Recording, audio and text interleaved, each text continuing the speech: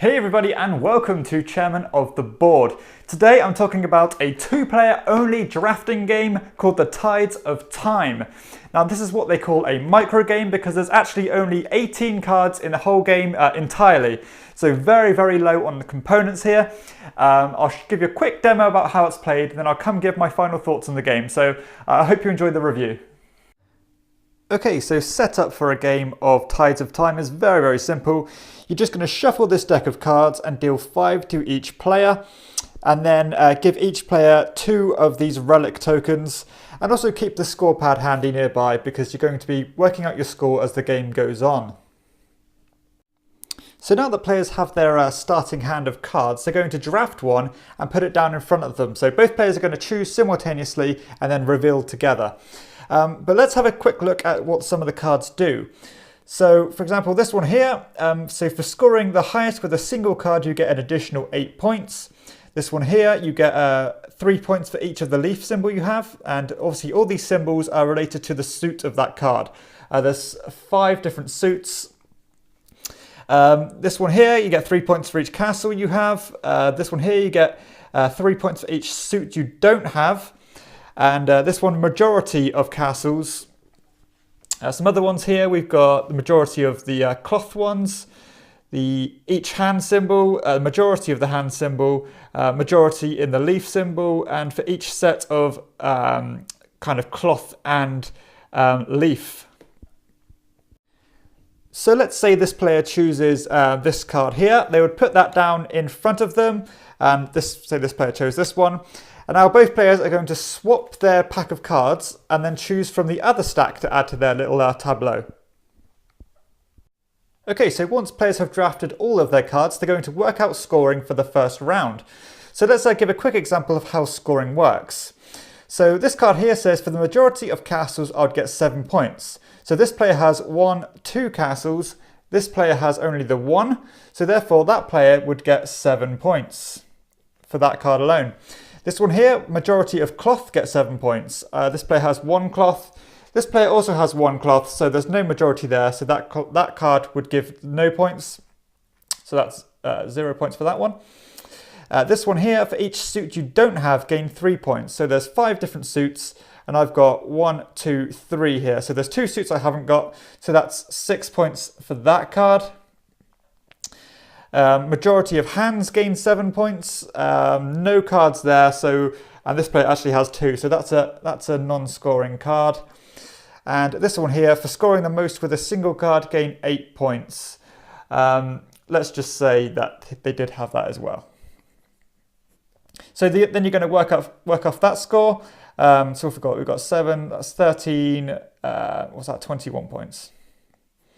Then this player would work out their score, and then now you would choose one of these cards to keep for good for going forward, because as I said, this game's going to play out for 3 rounds. So you're going to keep 1 card to permanently keep and then 1 to discard. So let's say this player wanted to keep hold of this card here for future rounds. And he wanted to maybe get rid of this one here because that one didn't do them too well. This player would do the same. So let's say he chose this to keep this card and discarded that card. Then both players would draw back up to the 5 cards. And then they'd pick up and go again. And basically after 3 rounds, the player with the most points will win. So you've got 3 columns here and the overall score will win. And that's how you play Tides of Time. Okay, so that was just a very brief kind of idea of how to play the game. So hopefully that does give you an idea. But there are some actually more interesting cards than actually was in that video then, because the ones I tended to show them were kind of just having the majority or getting points for each card you have. But I've pulled a couple of cards here that actually add a bit more kind of depth to the game. You've got one here which actually doubles the amount of your most numerous suits. So there's a way to really score multipliers on collecting a certain type. You've got 13 points for having 1 of each suit with that card there. And this one here actually lets you win all ties. So a really powerful weapon to have there, but it doesn't offer any other points. So loads and loads of variability there and different routes you can take to get as many points as you can. So I have to say, I'm not the biggest fan of drafting games, but this one really works well for me because it's quick. It's not too much going on, but there's enough going on there to be satisfying when you pull off these big pointed combos. It works really well for 2 players because you can really think about what you're giving your opponent and what you'll hopefully get back in order to pull off those combos, as I said. Really nice to look at this game actually. The components are really good considering there's only a bunch of cards, but nice big quality cards with really gorgeous artwork of these really grandiose castles and landscapes. So I really like the look of the game. The suits are all very clear and easy to work out, and basically all the iconography and how you get the points is easy to understand. Decision wise, yeah, it's pretty good, especially for a game of this size. And as I said, only 18 cards there, and you'd expect that with a game with that few components, you wouldn't really get the replayability or variety to keep you coming back for more. But it really does actually do the job quite well because the cards you start off with, those 5 cards, really do affect the whole game because you're going to have to keep certain cards and get rid of certain cards. In every game that's going to be completely different, and you're going to have to follow a slightly different route. Really good.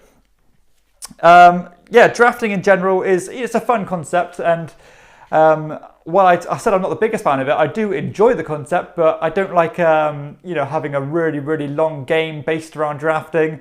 So this one does satisfy that drafting itch for me. And with a 2-player game, I find them very easy to get to the table. So this one doesn't struggle at all. Easy to explain to more casual players. I played this with my girlfriend and play it with my mum and stuff, and they really like it because it's just it's so simple and very breezy. There's no real kind of destruction going on between each other, no real nasty interaction. You're just picking what you want and trying to get as many points as possible in the process. Really good. I love the decision of deciding what card to bin off because you can have a look through the cards that your opponent has kept and try to get rid of ones that are going to help them in the long run, and obviously vice versa, they're trying to do the same to you. Obviously when you're trying to choose which ones to keep as those relics, you're going to be trying to have ones that are going to be in the game, and you're going to be able to get the points, big points every round. Balance of the game, very good because as you said, all the cards do interact really well, and because you're only taking one, giving one to your opponent, there's that constant back and forth, and you never feel like you're a victim to the cards here or a victim to luck. It's just it just works really well. Nice, simple, breezy game, but with a lot of good decisions. Time investment, this game's quick, really quick. The box says 20 minutes, but I think it's much less than that, probably 10 to 15. And again, it's a satisfying play for that amount of time. And again, just the fact that they have put such a nice, quite a juicy game in such few components in a really quick little package is always a bonus for me. I love games that can deliver a good experience with such few components and such simple rules and mechanisms. Sorry. So very impressed with that. Again, the time it plays in is fantastic. The fact that both players play simultaneously, really good. So you're not waiting for your opponent to do anything all the time. Loads and loads of uptime. So you don't have to worry about any real waiting around for your opponents to do anything because you are doing everything simultaneously. Replayability here, as I mentioned, is pretty good for what's in there. For such a light breezy game, it has got enough for it to come back to it. I played this a good few amount of times now, and I'm not nearly bored of it yet. So replayability is good. Player interaction, very good because, as I said, not only are you trying to help yourself, but you can try and keep certain cards away from your opponent. So you've got that little bit of hate drafting there, just to throw a bit, throw a spanner in the works and try to frustrate each other and keep certain cards away from each other. A nice level of interaction there. As I said, artwork components, really good. I love the big card size works really well for the game. The fact they've made an effort, because there is such a few, you know, there's only 18 cards in there, they've made them look as grandiose as they can. They're really, really beautiful, beautifully illustrated, nice big, high quality cards. A nice thick score pad in there, so you're not going to have to worry about running out of scorecards. And you get the pencil too, which is a bonus. Theme, to be honest, not much here. Obviously, you're trying to be. The idea of the game is you're trying to build your big kind of empire as the time goes by, as buildings die, and you're trying to keep certain relics from the past. But to be honest, it's a very, very quite an abstract game. And to be honest, you're just working on those suits and those combos, and so the theme's not really there. But no issue for me, no issue at all. It's not trying to pretend to be something it's not. Setup time, absolute breeze. Literally, get the cards out, give them a shuffle, 5 to each player, give the relic tokens out, and you're good to go. Really simple. Once you've, you know, really easy to explain, easy to understand, and but you're gonna be learning as the game goes on, and I like that. After your first few games, you're going to score significantly less than you do in your future games. And I like the fact there is a bit of a learning curve there. You can learn a few tricks and little techniques to get as many points as you can. And again, using some of those more unique cards to their full potential is a really, really cool concept. I really love the one that lets you gives you points for scoring the most.